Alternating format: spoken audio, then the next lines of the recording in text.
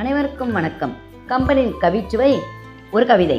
பனையோலை எடெடுத்து பைந்தமிழை பாங்குடனே பாகு தமிழில் வகிடெடுத்து பார்க்கடலோன் புகழுரைக்க பல நூறு பாட்டெடுத்தான் பாறையில் உள்ளோர் வேந்து நிற்க.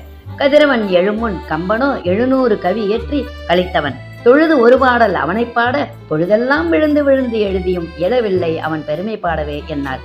காலத்தை வென்ற கவிதான் கவி சக்கரவர்த்தி கம்பனவன். கற்பனையில் மலர்ந்த எழுத்துக்களோ காலம் முழுதும் கவி படைக்கிறது. கற்பனை திறத்தில் இலக்கிய ஆழமதை ஊமைகளில் பாத்திர படைப்பை உண்மையாய் தந்தவன். கவிநயம், கருத்து தெளிவு, பாத்திர சிறப்பு, கட்டுக்கோப்பாய் தமிழ்த்தண்டில் கரையவிட்ட கலைஞனவன். சூர்பனகை நடையழகை சொல்லிடும் அந்த கொஞ்சு கவிதையை விஞ்ச ஒரு ஆளில்லை, இதுவே உண்மை. கொஞ்சி கொஞ்சி சந்தனயம் சிந்திய கவியது.